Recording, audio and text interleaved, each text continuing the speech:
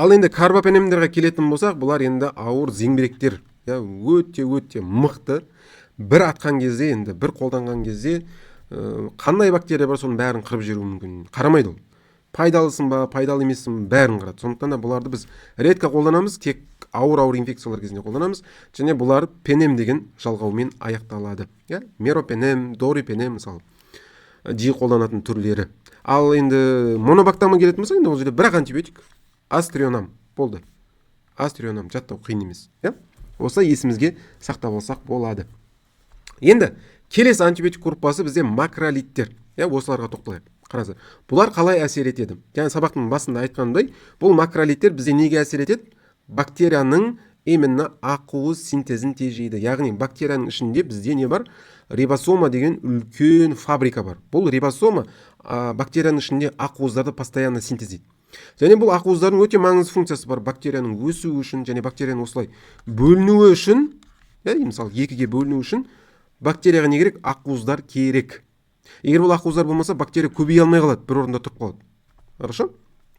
Бұларды жүзеге асыратын жаңағы бактерияның ішіндегі рибозомалар, естеріңізге сақтап алыңыздар.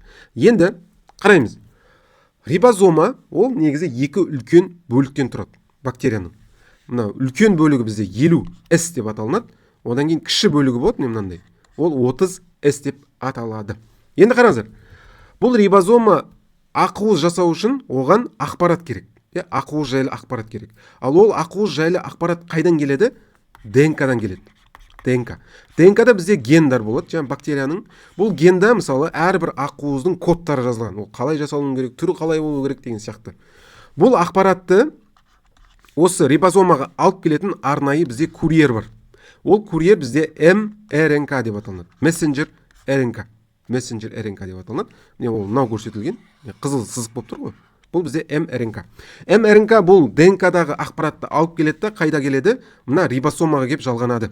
Рибосоманың егер нақтырақ айтатын болсақ, мына 30S деген кішкентай бөлігімен, суббірлігімен жабысады. Одан кейін қараңыздар. Енді бұл рибосоманың 30S деген суббірлігі осы РНК-дағы ақпараттарды оқи бастайды. Қарайды, мысалы, ақуыздың мына бөлігі мынандай екен, мына бөлігі мындай екен деген сияқты ақпаратты оқи бастайды. Ал мына 50S деген бөлігі сол ақуызды жасайды, құрастыра бастайды. Неден құрастырады? Амин қышқылдарынан. Өйткені білесіздер, бізде ақуыздың негізгі мономері ең кішкентай бөлігі осы амин қышқылдары. Осы амин қышқылдарын бір-біріне жалғайды, осылай, бір-біріне жалғау арқылы бізде не пайда болады? Кәдімгі үлкен ақуыз пайда болады. Енді бұл ақуыздың жасалуына керек мына амин қышқылдарын тасымалдайтын, алып келетін, осы рибозомаға алып келетін бізде ТРНК деген бар. ТРНК. Бұл ТРНК осы ақуыздың мына кішкентай бөліктерін, амин қышқылдарын тасымалдап алып келеді мына рибозомаға. А рибозоманың 50S деген бөлігі осы ТРНК алып келген жаңағы ақуыздарды алады, бір-бірімен жалғап, нені жасайды? Міне қараңыздар. Міне осындай ақуыздың тізбегін жасайды. Міне осылай шығара бастайды. Бір-біріне жалғайды, осылай ұзын болып кете береді. И мына жерде тағы бір затты білу керексіз. Бұл 50S-тің ішінде бір туннель бар. Ол тоннель не? Мына жерде былай орналасқан. Осы тоннель арқылы жаңағы ақуыз, жасалып жатқан ақуыз осылай шығып кетеді. Осылай шығарылып дайын болған кезде, ұзын күйінде. Яғни мына жерде мына 30S оқиды ақпаратты былай береді. Мына 50S алады, ол ақпаратты алып, мына жерде нені жасай бастайды? Ақуыздарды жасай бастайды да, сөйтіп былай шығарып жереді. Хорошо? Яғни бұны біз 50S бөлінегі арнайы шығару тоннелі деп атаймыз.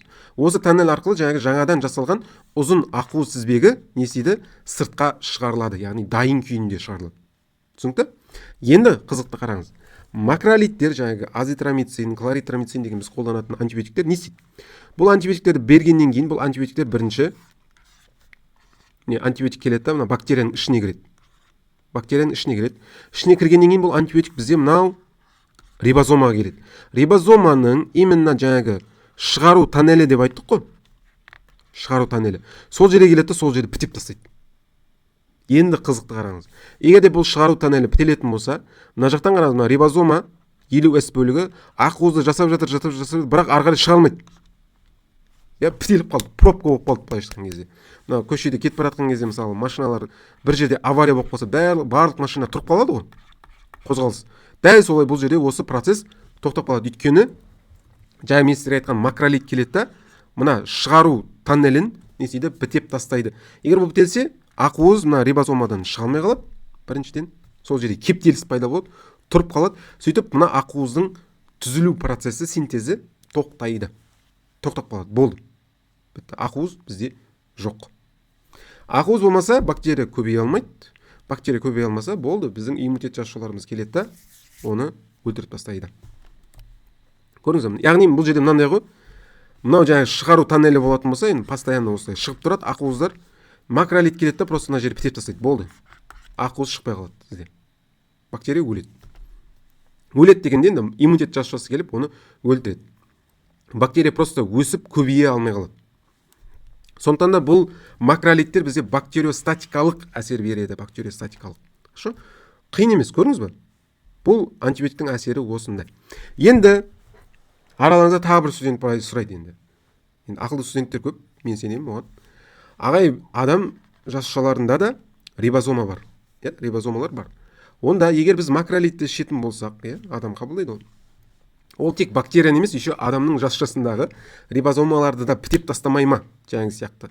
Ақуыз синтезін тоқтап тастап, жаңағы біздің жасушаларымызда өле бастамай ма деген сияқты сұрақ туындаған. Және бұл өте керемет сұрақ, өте күшті сұрақ. Бұның жауабы жоқ. Неге? Өйткені адамда рибозома бар, бірақ оның түрі басқа, құрылымы басқа. Бізде 60S, 40S деген рибозомалар болады. Ал бактерияда жаңағы 50S пен 30S. То есть бұл жерде бұлардың структурасы өзгеше, ерекше. Макролиттер біздің адамдағы мына 60S пен 40S-қа кеп жалғана алмайды. Сондықтан да макролиттер өте безопасный антибиотиктер. Олар тек қана бактерияға ғана әсер етеді, бактерияға. Сондықтан да мысалы макролиттер даже жүктілік кезінде біз бере береміз. Мысалы азитромицин, сумамед, зитмак деген атпен танымал. Оны адам жүктілік кезінде де біз қорықпай береміз. Өйткені ол жаңағы балаға зияны жоқ, ұрыққа зияны жоқ, анаға зияны жоқ. Сондықтан да бұл қауіпті емес препарат. Енді азитромициннің негізгі үш тобы бар, өзі бөлінеді. 14 мүшелі, яғни бұл химиялық структурасына байланысты, мынандай өзінің арнайы нелері бар, өзінің химиялық химиялық осындай структуралары, сақиналары деп айтсақ болады, сақиналары. Осыған байланысты, осының санына байланысты, және мына жердегі көміртектердің санына байланысты осылай 14 мүшелі, 15 мүшелі, 16 мүшелі деп бөлінеді. Бірақ ол бізге маңызды емес, бізге маңызды оның ішіндегі түрлері, эритромицин, кларитромицин, мысалы 14 мүшелі. Азитромицин, бұларды азолиттер деп те тоже айтады. Спирамицин, джозамицин деген сияқты аттармен бұлар танымал. Енді келесі түрі бізде тетрациклиндер, өте танымал, өте жиі қолданатын антибиотиктердің бірі. Бұл тетрациклинде, жаңа мен сіздерге айттым, бұлар ақуыздың синтезін тоқтатады, яғни бактерияның ішіндегі рибозоманы тежейді. Рибозома деген фабриканы тежейді. Бірақ енді қалай тежейді деген кезде, бұған более терең, детальный қазірмен өтейік. Қараңыздар, жаңа мен сіздерге айттым, рибозома ақуыз жасау үшін оған не керек дедім? Амин қышқылдары керек. Дұрыс қой? Амин қышқылдары. Енді бұл амин қышқылдарын алып келетін бізде тасымалдаушы арнайы не бар? РНК бар. Оны біз ТРНК деп атаймыз. ТРНК. Бұл тасымалдаушы РНК. Бұл тасымалдаушы РНК мына амин қышқылдарын алады да, бүйтіп келіп қайда келеді? Мына рибозомаға келіп жалғанады. Егер нақтырақ айтатын болсақ, рибозоманың мына 30S бөлігінің бір бөлігі бар. Оны біз А аймағы дейміз, немесе аксептор сайт дейді ағылшынша, немесе А аймағы, қабылдау аймағы да. Осы аймақты не істейді? Осы аймаққа мына ТРНК келіп жалғанады, амин қышқылдарын алып келеді. Амин қышқылын алып келгеннен кейін мына 50S деген бөлігі рибозоманың. Ол амин қышқылын алады да жаңағы ақуыздың тізбегін жасай бастайды. Түсінікті? Енді қызықты қараңыз. Тетрациклиндер как раз осы мына ТРНК кеп жалғану керек, жаңағы мына 30S-тағы А аймағы бар ғой, А аймағы. Сол жерге мына біздің тетрациклин келеді да жабысып алады. Егер тетрациклин сол жерге жабысып алатын болса, мына ТРНК амин қышқылын не істейді? Мына рибозомаға әкеле алмай қалады. Өйткені ол келіп жалғанатын жер жоқ. Жалғанатын жер бос емес. Мысалы, самолет бізде қонатын нелер болады ғой, аймақ. Самолет қонатын аймақ. Мысалы, вертолет. Дәл сол сияқты да, мысалы, жаңағы А аймағы дегеніміз, жаңағы ТРНК кеп қонатын аймақ. Егер бұл аймақты біз басқа бір заттармен толтырып тастайтын болсақ, онда самолет немесе вертолет қона алмай қалады. Бұл жерде дәл сол сияқты ситуация. Енді ТРНК егер бұған жалғана алмайтын болса, онда рибозомаға бізде амин қышқылдары келмейді. Амин қышқылдар болмаса біз ақуызды жасай алмай қаламыз. Яғни ақуыздың синтезі бізде тоқтайды. Сөйтіп бактерия бізде көбейе алмай қалады и сол жерде тұрып қалады. Одан кейін иммунитет жасушасы келеді да, оны не істейді? Өлтіріп тастайды. Енді тетрациклиндерге келетін болса, бізде 3 үлкен буын бар. Бірінші буын бізде тетрациклин, бұл ең ескі, 1940 жылдары шыққан. Одан екінші буын бар, доксициклин, миноциклин, доксициклин деген танымал деп ойлаймын сіздерге. Одан кейін енді үшінші буын бар, тигоциклин. Бұл енді резервтағы өте мощный антибиотик болып есептелінеді. Енді бұларды былай жаттап алсаңыз болады, мынау ең алғаш шыққан Nokia ғой, тетрациклин деген. Одан кейін екінші буын бұл енді iPhone 10 деп айтсақ болады. iPhone 10. Ал мынау енді соңғы үшінші буын тигоциклин деген, бұл iPhone 17, 17 деп айтсақ болады. Ең соңғы шыққаны. Және бұл өте мощный антибиотик. Бұларды біз кез келген жағдайда қолдана бермейміз, тек ауыр инфекциялар кезінде қолданамыз. Одан бөлек 2018 жылы осы тетрациклин антибиотиктердің жаңа түрлері шықты. Доксициклинға байланысты сол буынға жататын омадоциклин деген жаңа түрі шықты. Тигоциклиннің де тағы бір жаңа түрі шықты, эрвациклин. Оның миноциклиннің тоже жаңа түрі шықты, сарациклин деп аталады. Бұлар енді су жаңа антибиотик түрлері. Енді бұл антибиотиктерді жаңа айтқандай келесі сабақтарда біз более детально фармакологиясына сіздермен тоқталамыз, өтеміз. Әзірше танысып алсақ бізге жеткілікті. Енді келесі бізде аминогликозидтер. Аминогликозидтер жаңағыдай сабақтың басында айтқандай, бұлар да бактерияның несін, ақуыз синтезін тежейді, яғни рибозомаға әсер етеді. Бірақ нақты қалай әсер етеді? Қазір соны өтеміз. Қараңыздар. Бұл процесс түсінікті деп ойлаймын, 50S бізде жаңағы ақуызды синтездейді, ал мына 30S не істейді? Жаңағы mRNK алып келген кодты оқиды да, мына 50S-ке айтып отырады. Мына ақуыз бөлігі мынандай болу керек, мынаны қос, мына амин қышқылын қос деген сияқты ақпаратты беріп тұрады. Ол түсінікті. Енді аминогликозид қалай жұмыс жасайды? Өте қызық негізі. Қараңыздар. Бұл аминогликозид бактерияның ішіне кіреді да, сөйтіп ол мынау 30S-пен не істейді? Байланысады. 30S-пен байланысады. Одан кейін ол 30S-пен байланысқаннан кейін мына 30S-тің мына mRNK алып келген генетикалық кодты қате оқуына әкеледі. Яғни аминогликозид 30S-пен байланысқаннан кейін ол жаңағы mRNK алып келген генетикалық кодты қате оқи бастайды. Енді генетикалық кодты егер қате оқысаңыз, демек ол ақпарат 50S-қа да қате ақпарат береді. Сөйтіп 50S-та не қате, яғни дұрыс дамымаған, дұрыс жасалмаған, өндірілмеген ақуызды жасай бастайды. Ал егер бұл дұрыс өндірілмеген ақуыздар енді өте қауіпті. Біріншіден бактериялар бізде өсе алмай қалады. Екіншіден бұл жиналып қалған нелер, қате, дұрыс жасалмаған ақуыздар негізі соңында бәрі бактерияны өлтіріп тастайды. Неге? Өйткені бұл ақуыздар өзінің қызметін дұрыс атқара алмайтын ақуыздар егер бактерияның ішіне жинала бастаса, ол басқа бактерияның бөліктерін зақымдай бастайды. Бактерияның ДНК-сын зақымдайды, бактерияның мембранасын зақымдай бастайды. Сөйтіп бактерия бізде не істейді? Соңында өліп қалады. Яғни бұл аминогликозид негізі бактерицидтік әсер етеді, яғни бактерияны өлтіріп тастайды. Былайша айтқан кезде. Енді бұл аминогликозидқа байланысты бір қызық зат бар. Аминогликозид бактерияның ішіне кіре алу үшін оттегі керек. Оттегі. Егер оттегі болмаса, аминогликозид бізде жұмыс істей алмай қалады. Сондықтан да бұл тек қана оттегі бар ортада ғана жұмыс істейді. Ал бізде бактерияның кейбір түрлері бар, оны мен өткен сабақта айттым. Олар анаэробтар. Яғни бұл бактериялар тек қана оттегі жоқ жерде ғана өмір сүреді. Енді егер бұл анаэробтарға осы аминогликозидтерді біз беретін болсақ, олар не істейді? Көмектеспейді, әсер етпейді бұл бактерияларға. Неге? Өйткені бұл аминогликозид олардың ішіне кіре алмайды. Түсінікті? Сондықтан да аминогликозидтерді біз тек қана аэробтарға, немесе жалпы ауа, оттегі бар жерде өмір сүре алатын бактерияларға берген кезде ғана бұлар әсер етеді. Енді аминогликозидтің де 3 буыны бар. Біріншісі стрептомицин, неомицин, канамицин. Енді бұлардың ішінде біз стрептомицинді в основном туберкулезға қарсы қолданамыз. Қалғандары негізі қолданылмайды қазіргі таңда. Екінші буынға бізде гентамицин, топрамицин деген аттармен танымал. Гентамицин барлықтарыңыз білесіздер, өте танымал антибиотиктердің бірі. Топрамицин в основном бізге көз инфекцияларына қарсы капля ретінде қолданылады. Үшінші буында бізде амикацин деген өте күшті, мықты антибиотик бар. Бұл да тоже резервтағы антибиотик. Бұл енді жай инфекцияларға біз бермейміз. Көбінесе ауыр инфекциялар кезінде қолданылады. Хорошо? Енді бір қорытындылап жесек, қараңыздар, жаңа біз сіздермен өткен тетрациклиндер, макролидтер, аминогликозидтер, бұлардың барлығы рибозомаға әсер етеді. Соның ішінде тетрациклин бізде 30С бөлігіне әсер етеді рибозоманың, макролид 50С-ке, ал аминогликозид тоже 30С-ке. Бірақ әсер ету механизмі сәл өзгешелеу, иә, бұның. Жаңа мен сіздерге түсіндіріп айттым. Онымен мына жерге қорытындылап не жазып қойдым. Бұларды өзіңізге жазып алсаңыз болады, конспект ретінде, бір қорытынды ретінде.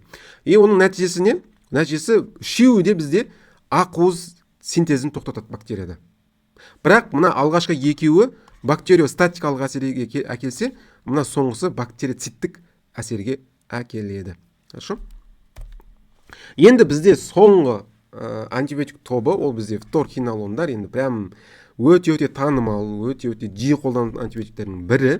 Бұлар қалай әсер етеді, соған қазір сіздермен тоқталайық.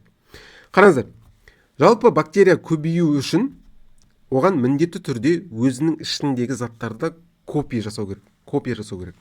Мысалы, бактерияның ішінде мембранасы болсын, ішіндегі органеллалар, протеиндар, ақуыздар және соның ішінде ДНК. Яғни бір бактерия егер екеу болатын болса, ДНК-ны да ол не істеу керек? Екеу жасау керек та. Яғни осылай копия жасау керек. Бұл екеуін де былай бөліп береді ол өзінің ұрпақтарына. Басқаша айтқан кезде бактерия бөліну процесі кезінде өзінің ішіндегі ДНК-сын не істейді? Копировать етеді. Копиясын жасай бастайды. Хорошо? Енді біздің жаңағы фторхинолондар деген антибиотиктер как раз осы ДНК-ның осы копия жасау барысында іске кіріседі. Қалай екен қазір сіздерге түсіндіріп беремін. Қараңыздар, жалпы бізде ДНК, білесіздер, структурасы қандай? Спираль тәрізді, осындай бір-біріне оралған. Осылай болып келеді. ДНК-ны егер қарайтын болсаңыздар, осылай бір-біріне оралған күйде болады. Қараңыздар, жалпы ДНК-ның екі жібі деп айтсақ болады, екі бөлігі бар. Және олар бір-бірімен осылай оралған. Спираль тәрізді. Спираль тәрізді. Енді бұл бір ДНК. Енді бактерияға бұл ДНК-ны не істеу керек? Екеу жасау керек. Екі ДНК жасау керек. Екі ДНК. Бұл екі ДНК жасау үшін әрине бұл бір ДНК-ның арасын осылай ашады. Өйткені мынау бір-бірімен осылай оралып қалған ғой. Қалай салсам болған? Осылай міне. Осылай оралып тұр, оралып тұр. Енді бактерия мына ДНК-дағы кодты копия жасау үшін ол ДНК-ның мына бөлігін не істеу керек? Ашу керек. Ашады да былай копия жасайды. Әйтпесе мынау иірілген, бір-біріне оралған күйде болса, копия жасау мүмкін емес. Сөйтіп, көріңіздер. ДНК-ны біз осылай не істейміз? Ашамыз. Енді бұны ашатын өзінің арнайы биологтар бар, олар бізге керек емес біліп. Енді қызық мына жерде басталады. Осылай ДНК-ны біз ашып жатқан кезде, осылай ортасын ашып, былай копия жасаймыз ДНК-ны. Бүкіл мына жерде тұрған генетикалық ақпараттарды бізге көшіріп, екі ДНК шығару керек та. Енді осылай біз ашып жатамыз, былай қарай аша береміз. Арнайы биологтар бар, осыны ашатын. Ашқан кезде ДНК-ның мына жақтары не болады? Мына жақтары бізде ширатылып қалады да, оралып қалады. Мысалы, сіз бір арқанды алыңыз, арқанды бір-бірінен осылай ораңызшы. Осылай оратып, одан кейін арқанның екі бір-бірін орап жатқан жағын алып, былай ашсаңыз, арқанның мына жағы не етіп қалады? Ширатылып қалады, бір-бірінен қатты оралып қалады да. Түсіндір алдың ба? Ол мынандай, қараңыздар. Мынау жаңағы ДНК. ДНК-ны біз осылай ашып жатырмыз. Осылай ашқан кезде ДНК-ның мына жақтары осылай не етіп қалады? Ширатылып қалады. Оралып қалады да. Түсінікті? Бұл проблема. Өйткені мынау қатты оралатын болса, ДНК бізде не болады? ДНК ашылмай қалады вообще. Мысалы, жаңа арқанды бір-бірінен осылай бір-бірін спираль сияқты орат-орат сөйтіп былай тартыңызшы, ашып екі жағын. Соңғы жағы не болады? Ширатылып қалады да, ол мүлдем ашылмай қалады. Түсінікті? ДНК-да осындай проблема болып қалады. Енді осы проблеманы шешетін бактерияда арнайы ферменттер бар екен, оказывается. Ақуыздар бар. Оларды біз ДНК гераза немесе топоизомераза 2 деп атаймыз. Бұл ферменттер не істейді? Бұл ферменттер алады да, мына ширатылып қалған бөліктерді аша бастайды. Ашу үшін ол не істейді? Ең бірінші алады да, ДНК-ның бір жағын жерін қиып жібереді. Қият та, одан кейін мынаны ашады былай. Ширатылып қалған бөліктерін. Ашады да, мына қиылып қалған екі бөлігін қайтадан обратно бір-біріне жалғап қояды. осындай өте керемет жасалған да, былай ой жүгіртіп қарасаңыз өте таң қаласыз да, қалай мынандай процесстер жасалып жатыр. Өте кішкентай, көзге көрінбейтін бір заттың ішінде осындай процесстер болып жатыр. Бұл бір. Енді одан бөлек тағы екінші проблема пайда болады бізге. Қараңыздар, мына ДНК-ны біз екі, яғни копиясын жасап болғаннан кейін бізде мынандай ДНК пайда болады. Міне, бір-біріне осылай ілініп қалған. Жүзік сияқты бір-біріне осылай не істеп қалған, шынжыр сияқты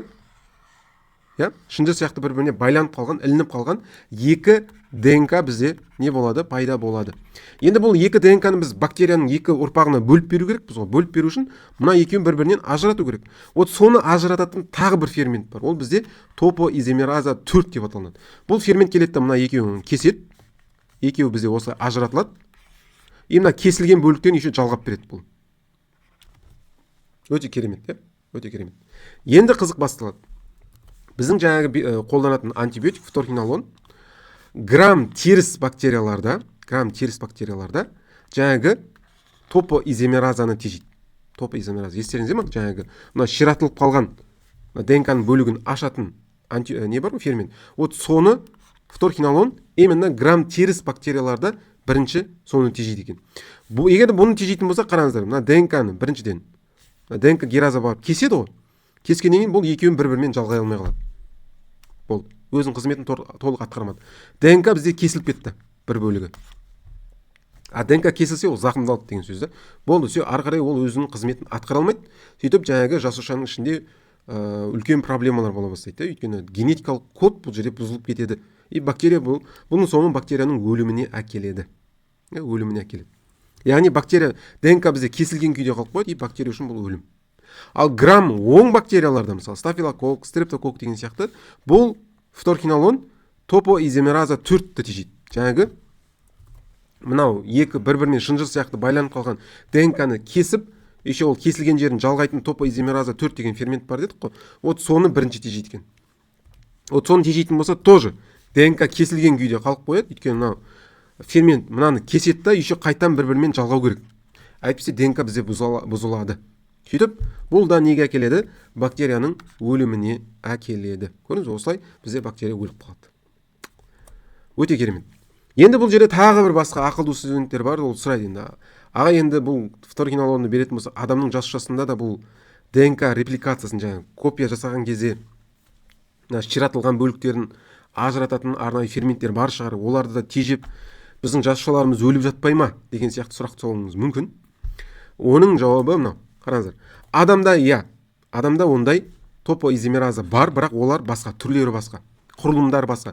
Олар бізде топоизомераза 1 және 2. Құрылымдар мүлдем басқа. Сондықтан біз берген фторхинолондар бұлармен байланыса алмайды. Бұлар тек қана жаңағы бактериядағы 2 мен 4-ке байланысады. Олардың қызметін тежейді. Сондықтан да уайымдамаймыз. Бұлар біздің жасушалардың сондай бір ДНК-сының кесілген күйде қалып және өліміне әкелмейді. Енді фторхинолондардың түрлеріне тоқталатын болсақ, бізде жалпы 4 буын бар. Ең бірінші буын бізде налидикс қышқылы деп аталады. Енді бұл мүлдем практикада қолданылмайды уже. Одан екінші буын бар, бұл жерде барлығымызға танымал цифрофлоксацин, цифролет деген атпен танымал. Офлофлоксацин деген түрі бар. Бұл енді тоже жиі қолданылмайды. Үшінші буын енді левофлоксацин деген тоже танымал түрі. Төртінші буынға бізде моксифлоксацин, бұл жаңа түрі, және тоже жиі қолданылады. Осымен құрметті қатысушы, біз сіздермен бүгінгі сабағымызды аяқтадық. Келесі сабақтан бастап біз уже бұл антибиотиктерге бөле тереңірек кіре бастаймыз. Олардың фармакологиясына, әсер ету спектрына, соларға тоқталатын боламыз. Ендеше келесі сабақта кездескенше сау саламатта болайық.